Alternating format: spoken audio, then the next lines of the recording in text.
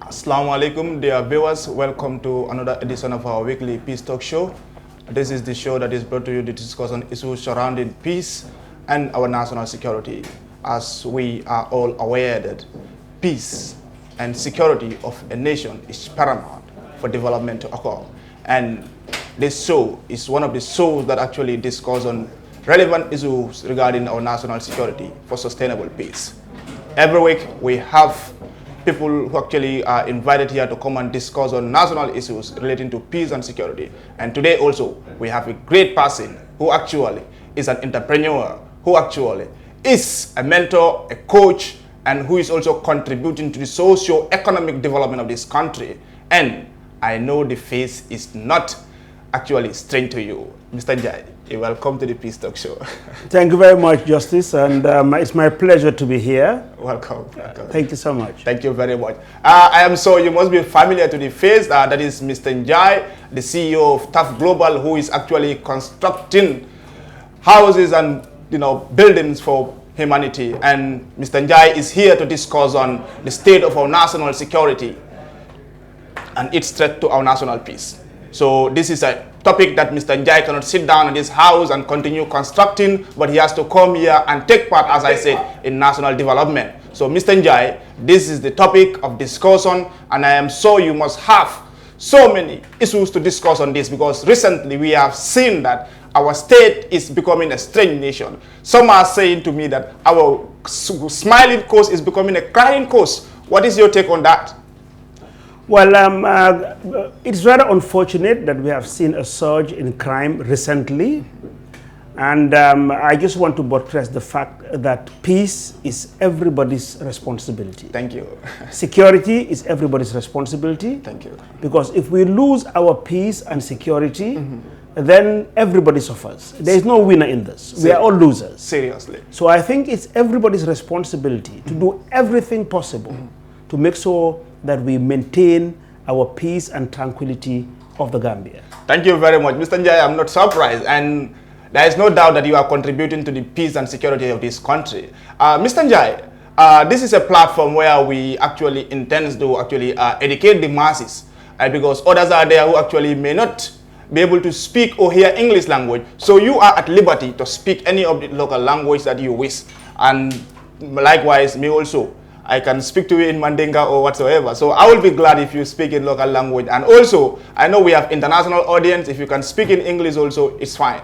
But basically, we want to enlighten the Gambians on the importance of peace and how best we can have a durable solution to our security, our threatening security. So Mr. Njie, we are here today. What is your perspective on the state of security? What is your perspective on the state of security? As you said, we have seen such in rate of crimes and violence, and people are saying this is not the Gambia we know, and people are even saying the new Gambia, but actually this is now going back. What is your perspective on the state of security?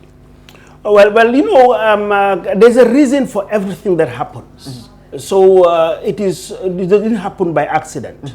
So if we have just noticed that over this period, the state of the peacefulness that we used to enjoy, we're losing it. Crime is increasing.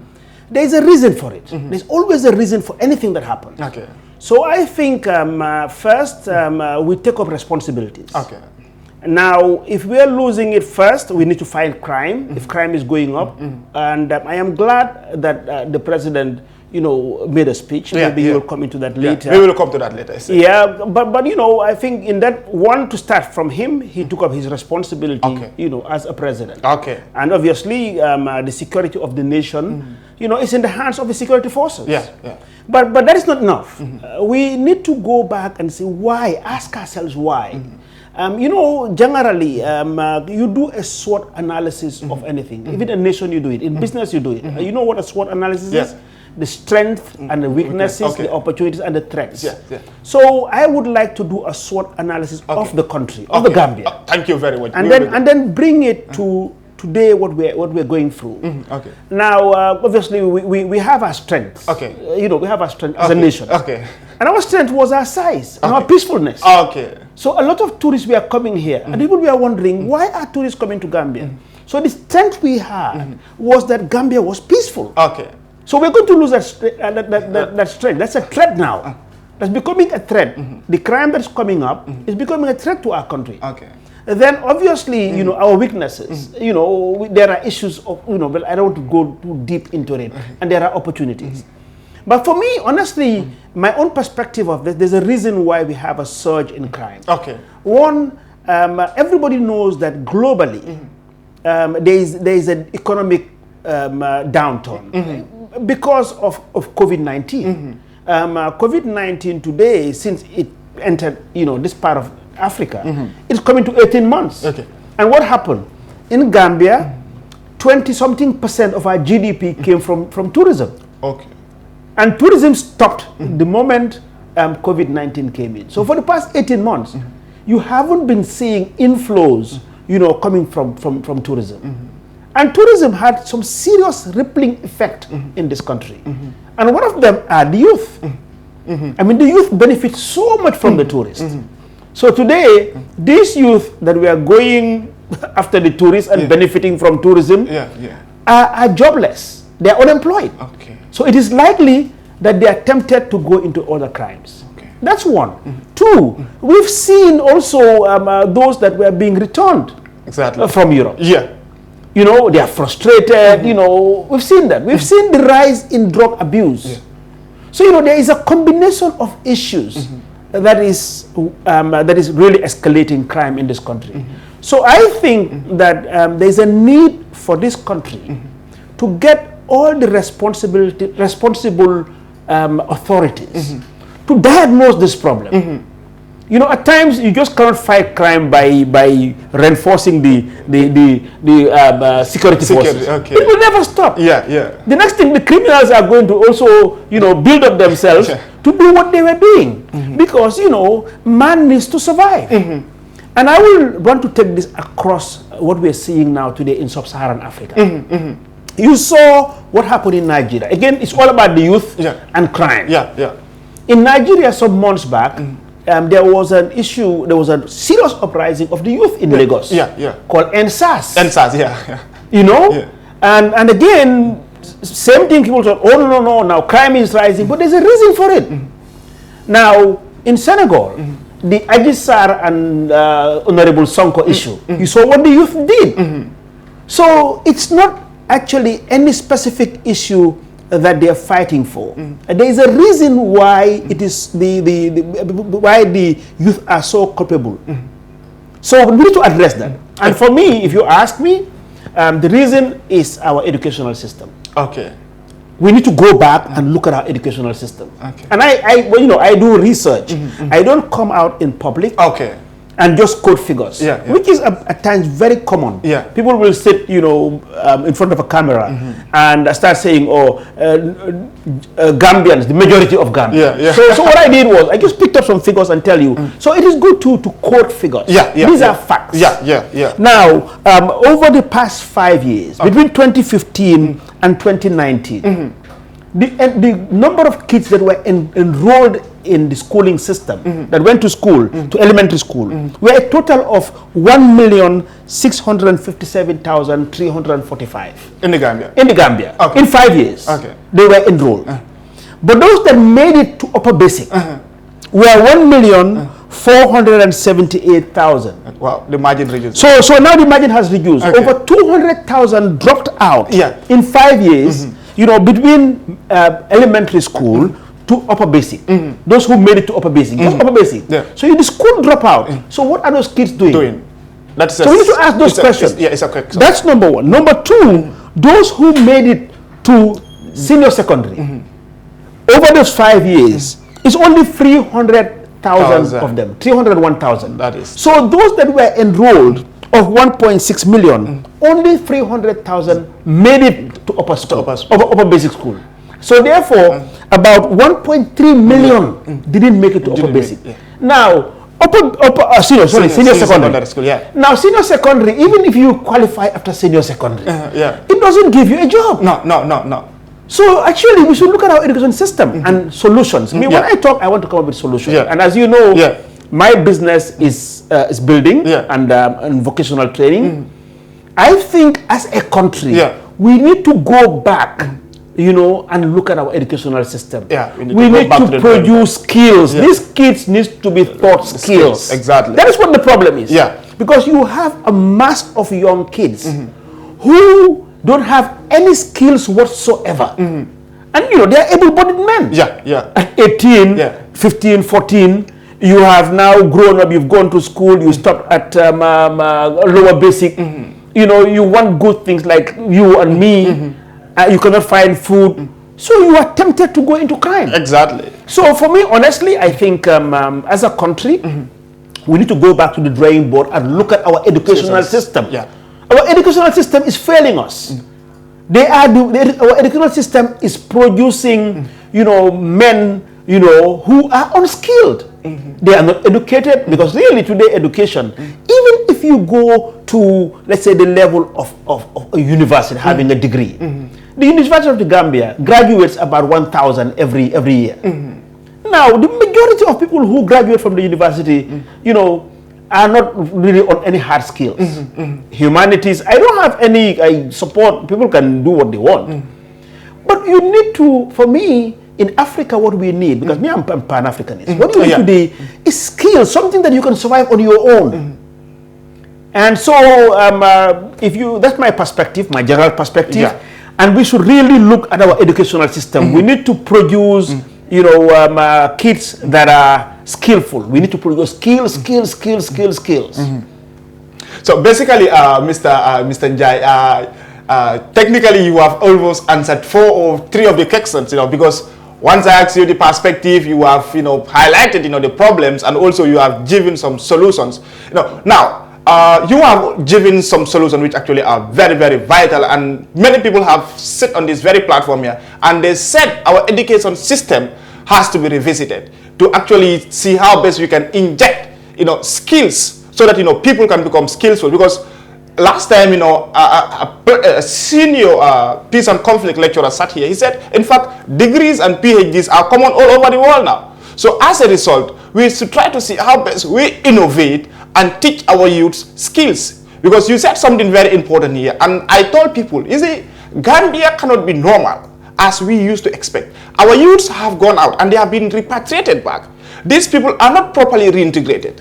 Also, as you said, the tourism sector and also the unemployment rate is very high. All these are threat to our national peace and security. And as a result, we are saying that, you know, we are reinforcing the police. That is not sustainable. What is sustainable is to bring those structural reforms, which actually will improve the life of the youths. When your life is improved, you don't think of going into something that is, you know, undesirable. Yeah. So what is your general analysis on that? Well, I mean, I've said it. We've gone through it. You know, the educational system before. I mean, during our time, because I mean, there's a generation gap here. The educational system, I remember that after primary school, I mean, now the names get changed all the time, but we call it primary school. After primary school, you went into junior secondary, and junior secondary mainly, it was to prepare you, you know, to pick up skills. You mean you do things like woodwork, metalwork, agricultural science, you know, domestic science, you know, for the ladies, you know, and so many things that were just skills, you know, oriented. So yes, I think we've said it. The government needs to revisit, you know, our educational system and really provide skills for these young people. And let me tell you further. The advantage of providing skills for young people today. One, that is the demand, because the reality in the marketplace, we don't have workers. So I can tell you this, I'm an authority in this, because everybody knows that, you know, we're a big real estate development company, and we don't have workers. We don't have people who are trained, you know, with the requisite skills. So what happens? We import skills. So by importing skills, the country gets expensive. Because, for example, if you were to hire a mason here, and you pay him a normal rate of $300 a day, if somebody comes from Sierra Leone or from Guinea-Bissau, you pay him more. And that is the reality now. That is why things are expensive. You know, we don't have Gambians picking up the skills and doing it. But even as an opportunity, let me tell you as an opportunity what it provides for this country. if we go into mass training, you know, of young people to pick up skills, we can export them. We can export them because, you know, everywhere in the world, especially in Europe, there's a demand for this. Take a good example is Qatar. When Qatar were building all the stadiums, they imported skills. If you go to Dubai, it's not the Emiratis who do the work. They import skills from the nearby countries. So, as Gambians, if we concentrate that, look, these 1 million young kids, we are going to train them to be very skillful, you know, needed skills, you know, on a global level. The next thing, they are our foreign currency earners.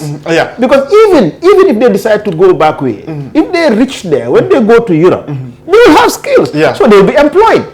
But most of the people who go to land in Europe, they don't have any skills. So what do? They end up being refugees, just sitting up in refugee camps. And that is why they are a liability to those governments. You actually have said the exact word of the former EU ambassador to the Gambia. This is what I posed to him. I told him that, you know, why is it that you people are returning back our brothers and sisters in Europe? He said the European Union also want to advance. It does not mean where we are, that's where we want to be static. We actually do not need liabilities. And that is the exact point. Mr. Njie, here I will actually differ in some points because we have the GTTI, which is actually training center for actually youths in skills and whatsoever. We have seen GTTI students have been trying very well. But sometimes it's very disheartening. They said that in the Gambia, you will work here and as a result, your efforts will not be recognized. Projects will be there and people will be hired outside to come and do the projects here. No, Justice, no, that's not a fact. Okay. That's not a fact. Listen, I can give you examples of people who went to GTTI and they have progressed. I don't want to generalize. You know, but if you have skills, I just want to stop. If you have skills, you'll be employed. Because it just makes sense for the employer. Rather than going to pay somebody, you know, because when you pay anybody from outside, the rates are much higher. So if I can have the same service being produced by Gambians here, I will employ them. So really, let's not go too far with that. I mean, look, as I said, I have done this in my life. I have done this for the past 40-something years. So I can claim to be an authority at this age. So really, please. No problem. Let's come. Moving from that end, now we're going to, as I said, you know, the Operation Zero Crime.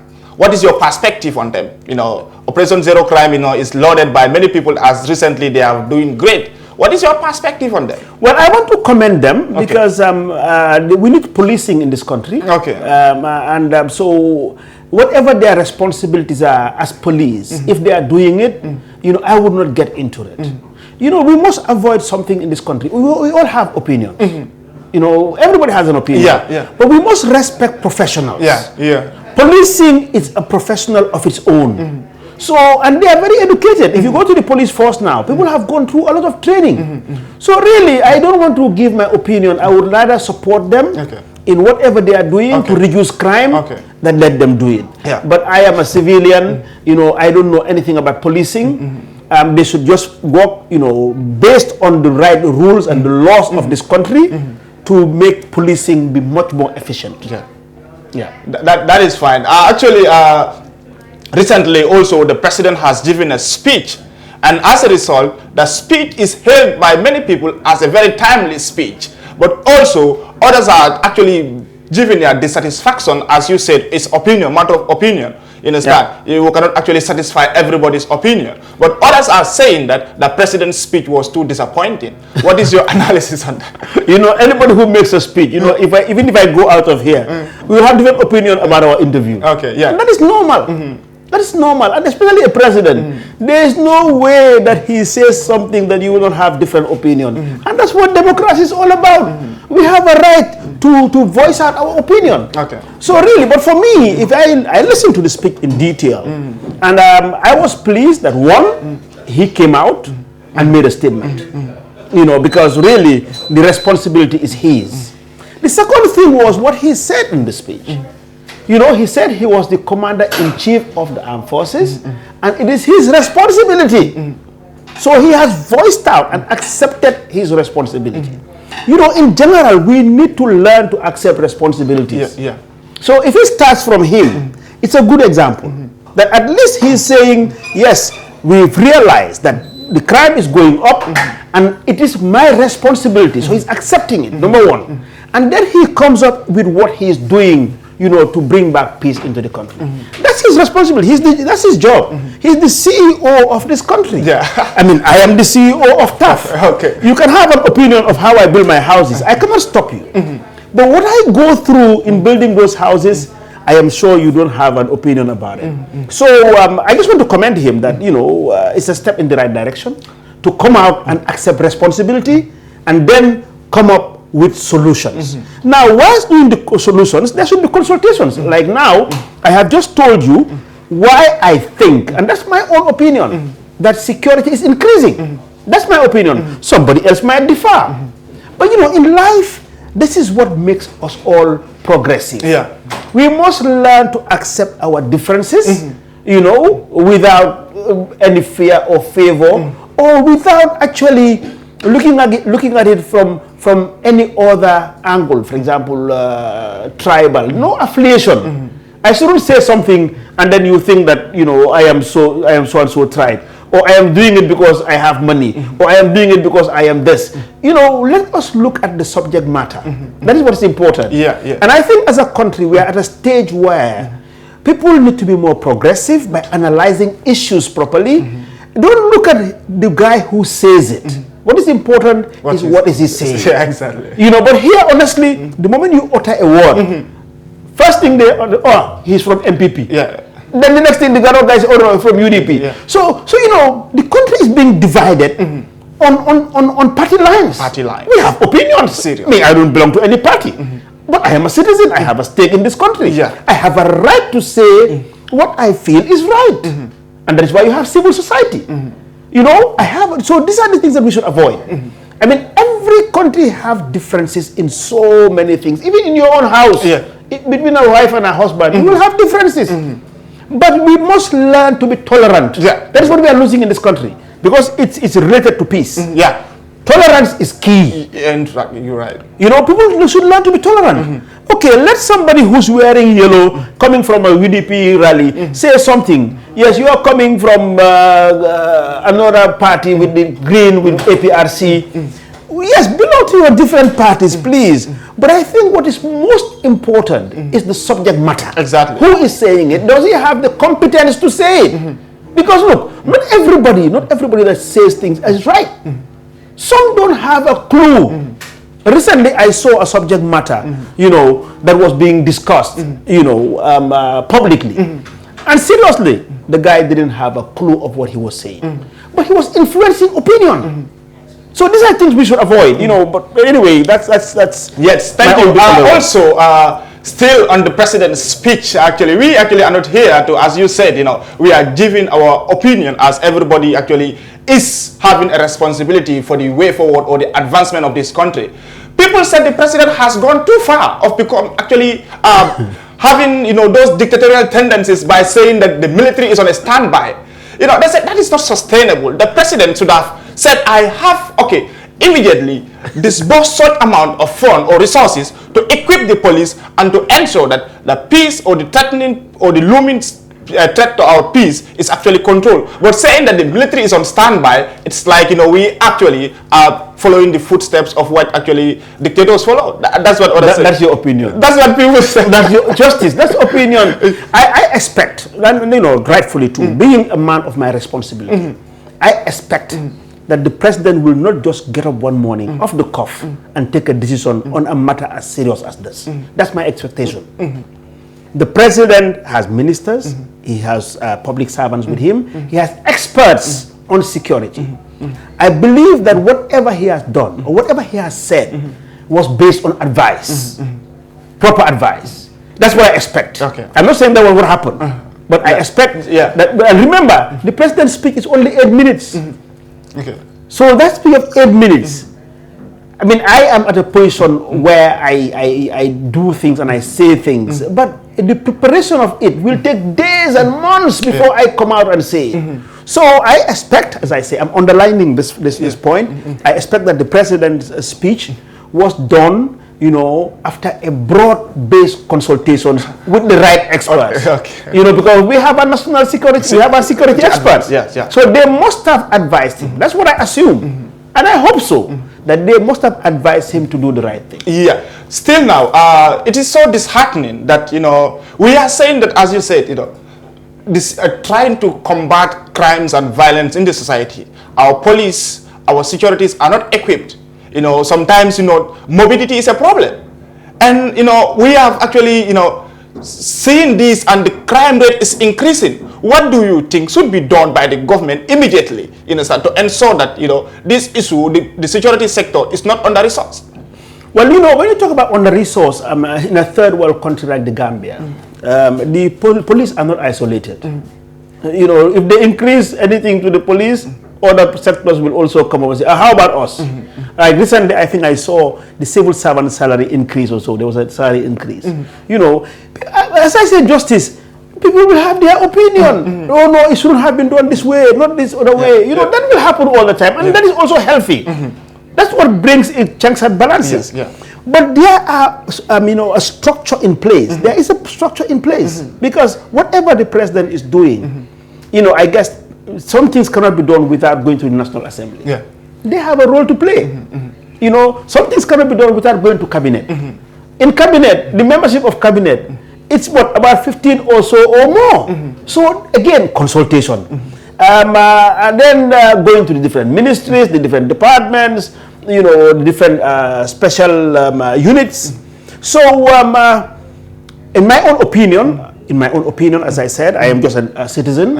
I think the police needs to be looked again. I have issues with the police. Okay.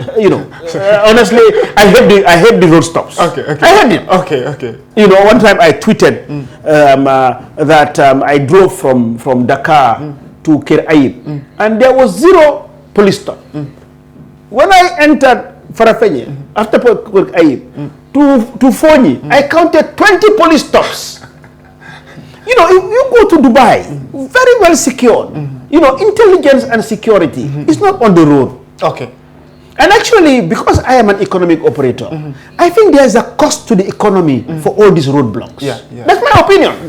I have my right to my opinion. You right to your opinion. So, but I remember once I sit in the National Business Council. The National Business Council is the highest body of consultation between the private sector and government. And we raised this. We raised the issue of Denton Bridge. But a minister said, look, no, that one cannot go out. That's a security issue. So who are we to challenge security issue? Now, because if something goes wrong, that the security wasn't mounted at the right place, then we blame them. Like now we're blaming the government for not beefing up and fixing the security. So really, you get to a point in certain things, you cannot go beyond. Let me give you a good example. A very good one is the issue of Gorgimbu. Okay. It was a very tough debate here. And I think the opinion is still divided. Because some people thought, oh, no, he was too hard on these young people, what he was doing, XYZ. But I've recently seen on social media. Some people say, oh, bring Gorgimbu back. That's life, that's opinion. Seriously, Look at it now. Whether I am not the judge. Whether Gorgimbu did a good job or not, he has his superiors who will analyze what he was doing, whether it was right or wrong. I will leave it to them. But just to give you a very good example, we have different opinions on Gorgimbu's role that he was playing. Some thought that he was too tough, but people are now saying, when Gorgimbu was here, this crime never existed. So opinions. But whatever we do as a country in trying to keep the peace, we should do our best to make sure that all of us retain the peace that we are known for. Seriously. You're right with that. And recently, as you said, social media, it is there all over, go back. But anyway, still now going, because we're actually looking at the context of President's speech. And he said something which actually, wants to be seriously explored. He said security is collective. You understand? And he said security of the nation is actually not premised or actually on one body. It is a collective issue. And as a result, and it should not be party politics. Security is everybody's business, and we must not actually associate lapses to a particular political party or particular section. We all have to contribute. What is your take on that with the current political atmosphere? Well, you know, everybody knows that when we're close to politics, you know, everything you do has got some bit of political connotation. And we are, what, about 6 months before the next election? And it's getting heated, as we see it. So, and the president belongs to a party, and, you know, he wants to retain his seat. The opposition wants to take over the seat. So, yes, things will be, they will look at, the opposition will look at every weakness, every small weakness, and every small pinhole to enlarge it to as big as possible, you know, because they are opposing him. They want him sit, his seat. So anything that they think that is his fault, they will magnify it. They will voice it out. And that is normal. Obviously, he is the president. He is sitting there. He will also need to defend himself. He has a responsibility. And that is why I don't challenge his responsibility. You know, so he needs to assure us that he is capable enough and he's performing, so that when December 4th comes in, please re-elect me again. So this is normal. This is nothing abnormal. You know, and then, as I said, I keep repeating this: opinion. You know, if you ask a member of the opposition about the president, it is not very likely that they will compliment him. It is not very likely. Even if he brings diamonds, they will say, no, this diamond is coated, let's watch it. Don't buy it, don't take the diamond. So, but again, vice versa. The president, if he sees somebody from the opposition doing something, he will not also compliment them or bring them on board. That is politics. And me, I don't get close to politics. I am not a politician, I am not interested. But I am a citizen with a lot of vested interest in this country. So I voice out my opinion based on my facts and my experience.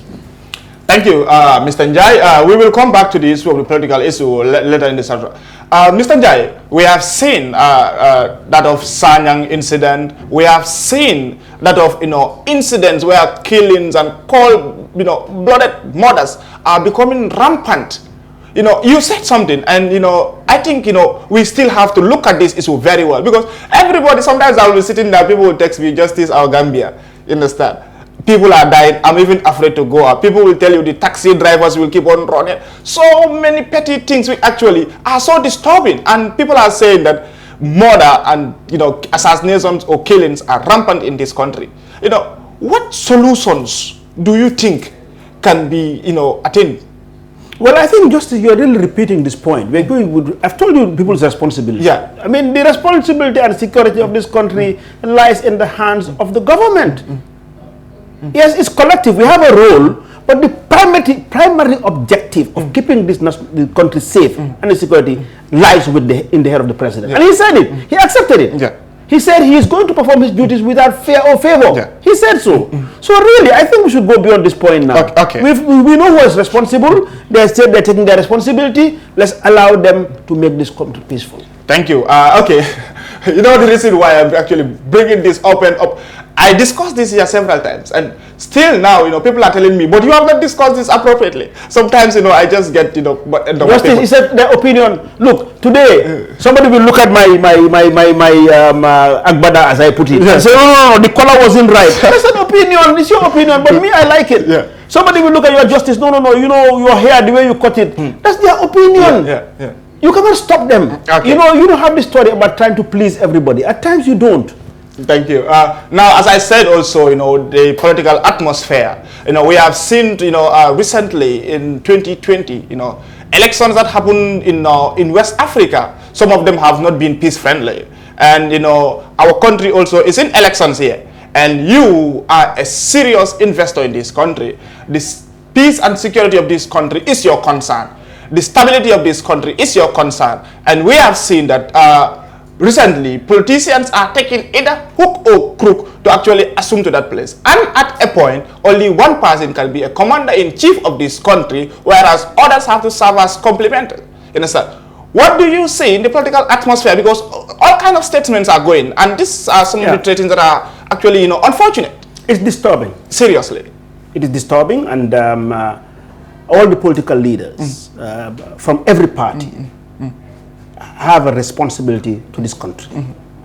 They need to remember, and I've said it in some platforms, that there will be a Gambia on the 5th of December. There will be one president who is elected. They should lead us with bright and good examples. there are young people who look up to them. So whatever they are doing for a love of a country, if you are ready to put your life down for it, there's something that's probably that you benefit from it more than just loving the country. So I think we are looking, what we expect from them is to play by the rules. I mean, there's an electoral code. I mean, we have the IEC who supervises. We have the security force who supervises them. Let them bear in mind that the people look up to them, especially the young ones. We're talking about now crime going up. But let's face it, from what I see, and this to all the political parties who elect them, who go to their rallies. It's the youths. The youths. What happened all the time? All of them. There's no exception. They bring in as much t-shirts as possible. All of them. They bring as much gele-gele as possible. You know, look, we should look beyond this. They should be focusing now on what they would want to have these youths to do when they are elected.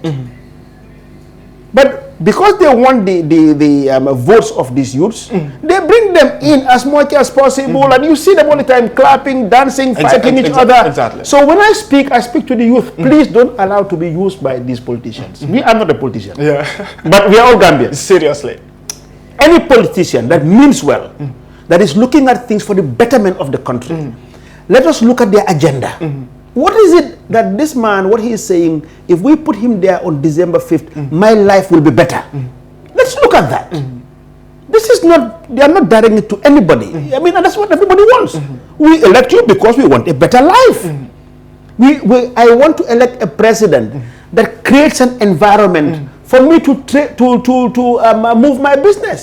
That's what I want. Yeah, exactly. The press, the media, you want a government that is friendly, or at least you create an environment for the media to play their role. Exactly. That's what you want. These young kids, what they want is a government that will create opportunities for them. So we are waiting for their agenda. What is their agenda on youth empowerment? What is their agenda on skills development? What is their agenda on employment creation? What is their agenda on wealth creation? Those are the issues we should discuss. And we need to lift the bar. We are tired of dancing and clapping and shouting and colors. You know, we're tired of that. We have gone beyond that.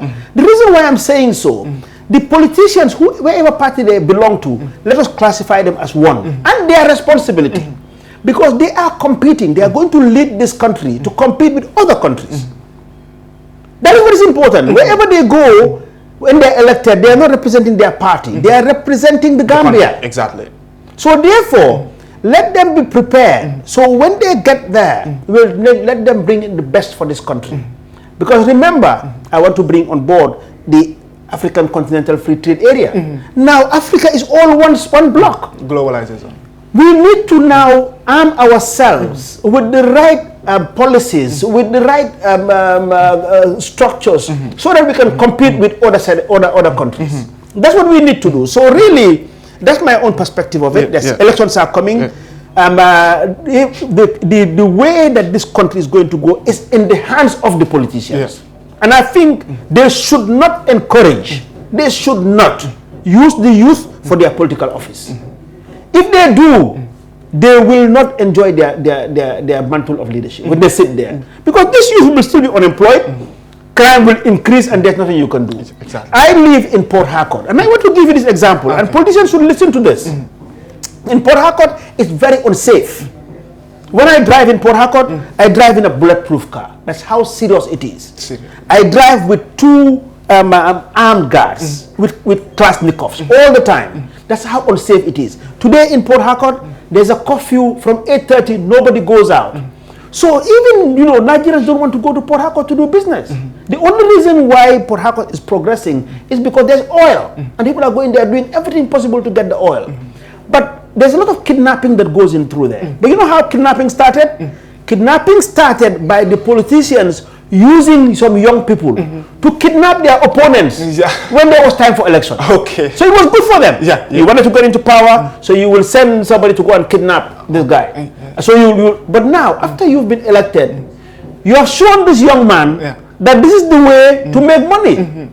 because you are giving him money. Yeah. So he doesn't see you any longer. So what happens? I mean, this young man then, those ammunition that you gave him or whatever, he now uses it to just kidnap ordinary people. So you feel insecurity.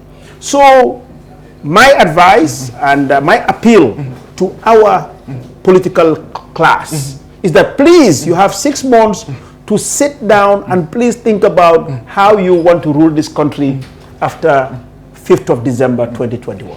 Thank you very much. We will come to that because you will be giving your how do you call it, concluding statement, and you will have advice to the youths, because I am certain and I know that you are a darling to the youths. That's why most of your statements are directed to the youths. Yeah. Mr. Njie, you are a serious businessman, and not only nationally but internationally and globally. And as a result, the people actually are seeing you here today. They expect, some of the initiatives that you will also bring, to make sure that the lives of an ordinary Gambian is improved. Today, what do you have? Because once you bring some economic changes, for those who actually read Peace and Conflict, they will tell you that security is now going beyond ordinary, where you have the military and, their weapons. Security starts personal, where you call human security, where a human being is equipped. He or she has his meal, he or she is safe in his environment. Once your human security actually is, human security level is actually certain, there is no need for this or traditional or military security. And today, you are a businessman, what do you have for the youths? Because your contribution will bring structural changes, and as a result, the crime rate will reduce. Spot on. Okay. Spot on. Look, national security is a component of yes, security, the police, whatever, people, the economy, and this is even the environment. Yeah. Now, even moving over to cyber. Now, cyber security is key for any country. So really, it's a component of a lot of things. It's a composition of a lot of components. Now, for me now, you've asked me a direct question. I mean, do you know that under Tough Africa Global, we have a foundation. Okay. And Tough Africa Global has a foundation called Tough Africa Foundation. And we have committed, 1% of our turnover, it's not our profit, into our foundation. And we do it all on youth empowerment. We have 7 different initiatives, and I don't want to just repeat it over and over again with time. I don't want to list it. But, one of them now directly into skills development. Because, again, if you want to take the kids off the street, give them some skills. Now, as you might know that we have an initiative to develop 1 million homes across sub-Saharan Africa. Now, every house that we develop, no matter how small it is, basically it will employ about 25 people. You are creating 25 jobs. So, automatically, by developing 1 million homes, we are creating 25 million direct jobs. Seriously. It's a lot. That is a lot. I was just telling you about 1.6 million youth or kids being sent to school over 5 years. So that's about 300,000, every year that gets enrolled. So imagine now creating this opportunity for kids. So if government focuses again on the type of development on these kids, we will put them off the street. Now, again, as a Gambian, obviously the 1 million, everybody knows that it will not be built all in the Gambia. It will be built, across sub-Saharan Africa. But we export them, we go with them. They are expatriates, they make money. Okay. And we did it. And when we were in Port Harcourt, we moved 400 Gambians and Senegalese there. Wow. 400 of them. And they were being paid in hard currency. When they get paid, they change it into dollars and send it back. The engineers, close to 30 engineers were there. Most of them Gambians. So really, what we do at Tough Africa Global is to develop homes, and we're following the whole value chain. I will take this opportunity just to tell you that, we are into some major development, something that people have never seen in this country. Seriously? Yes, big time. When I say big, one of them is coming out next week. Seriously? And let the people be the judge. Yeah, seriously. So that will be on, but it's all towards employment creation. Yes, as an economic operator, I'll get in, I'll make my benefits, but it creates employment. Then we are also working on our new city development. We are going to develop a completely new city. But in our development, we are focusing on the whole value chain. Meaning that we're not only concentrating on building houses, but we're looking at everything that goes around a human being's living standards. So, for example, within our estates now, or in the new city development we're putting, there will be horticulture will be there through building some greenhouses, intensive agriculture, animal husbandry, poultry. You know, there'll be workshops and warehouses. You know, for businesses. So a lot will happen, but it's all towards lifting the lives of Gambians, especially the young ones, because you are the majority, and also creating wealth. Thank you very much, Mr. Njie. I'm not surprised, you know, because I've been reading your profile, and I was like so amazed. You're doing something great, and I think you want to be emulated. Also you also still, as you said, you expand, keep on innovating. Don't say, okay, Mr. Njie is doing great. Okay, you say, okay, now I am the best. Let me just stop here. You need to keep on advancing and innovating, Mr. Njie. As I always tell you, you actually sitting on this platform here, Fadu Network. I know youths all over Africa are looking at you. Youths all over the Gambia are looking at you. You are a darling to the youths. You are not only a Gambian, but you are a Pan-Africanist. You are not only a Pan-Africanist, but you are a humanitarian. And as a result, you must have a statement for the youths, because youths are the most vulnerable people in the society. They are the ones who actually are used to go and start doing all kind of violence. The heart of every youth is to live in a very meaningful life. No one desires to live in the forest, posing threats to people.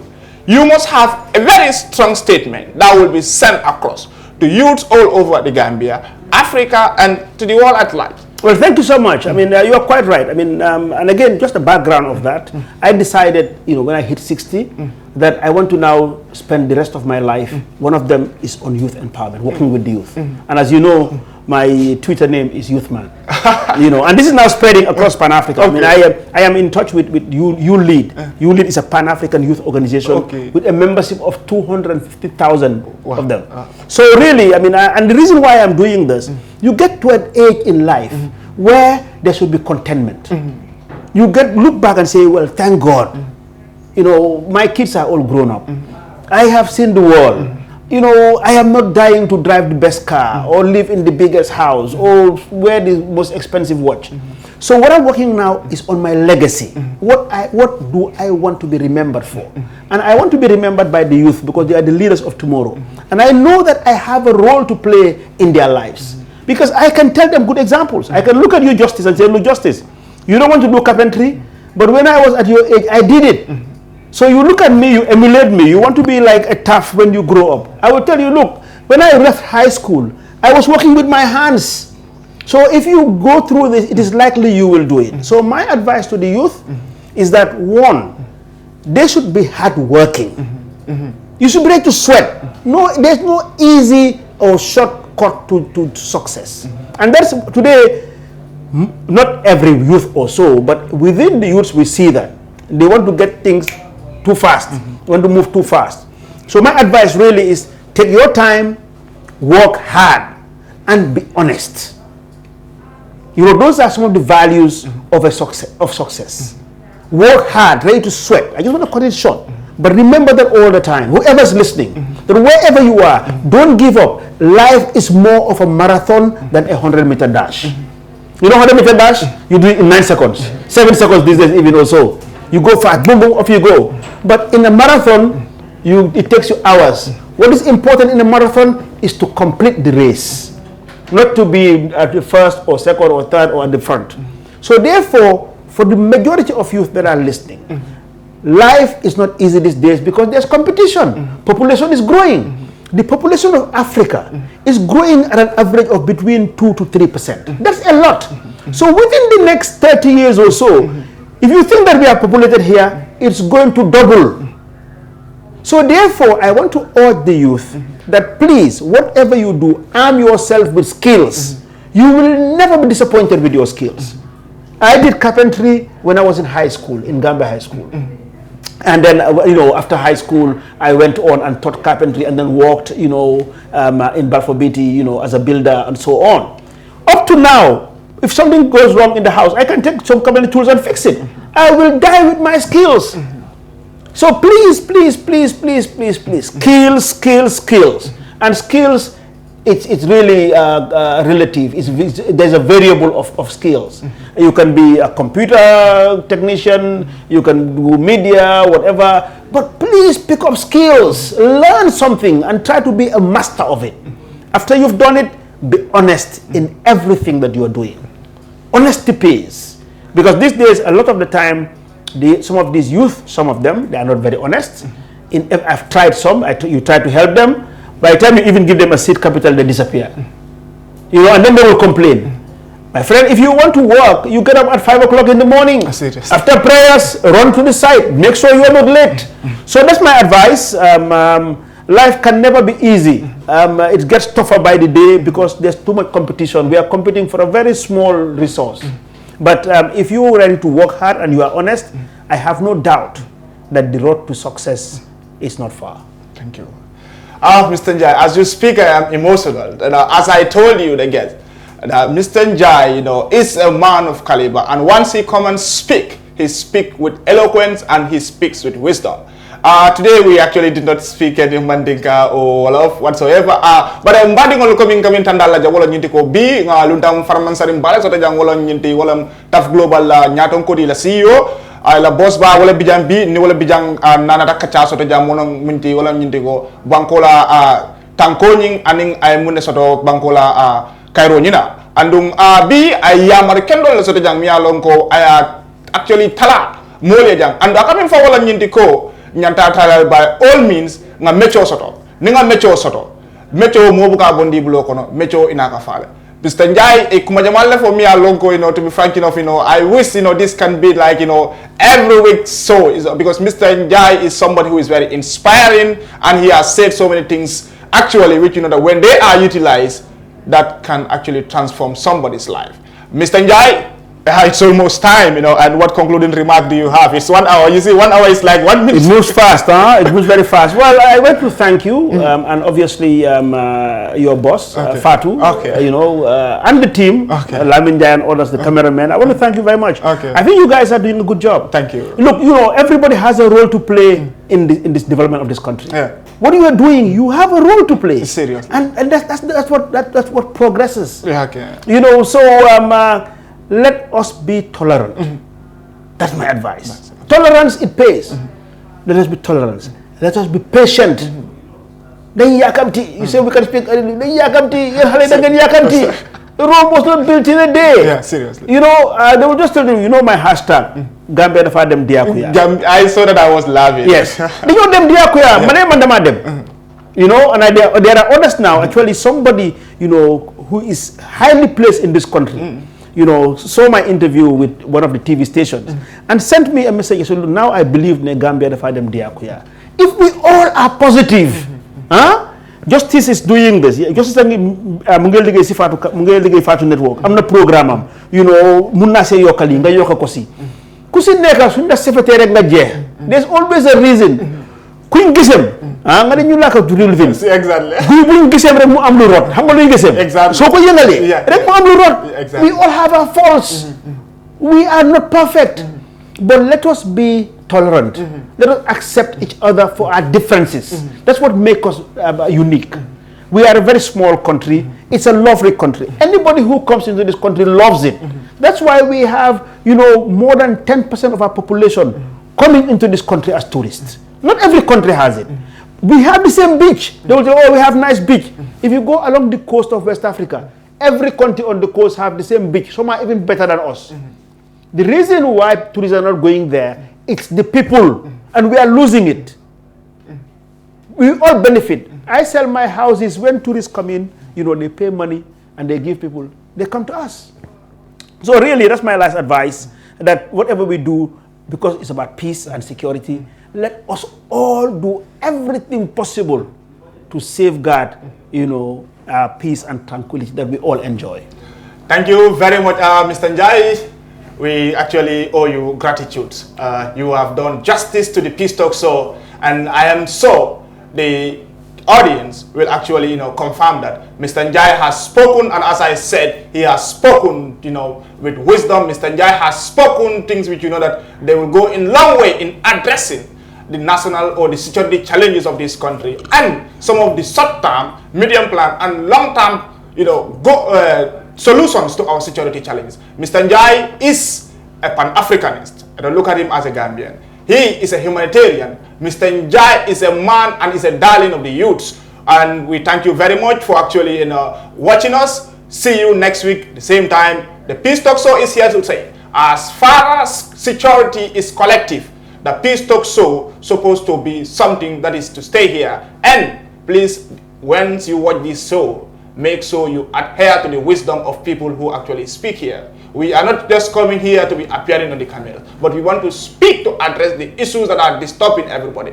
Mr. Njie is disturbed, I am disturbed, and you are disturbed. So therefore, let's not challenge or condone anything that will put a threat to your peace or to my peace or to somebody's peace. Because I do not want violence, you do not want violence, and somebody does not want violence. Therefore, we thank you very much, and this is your host, Alassane Jallow, commonly called Justice. Gratitudes.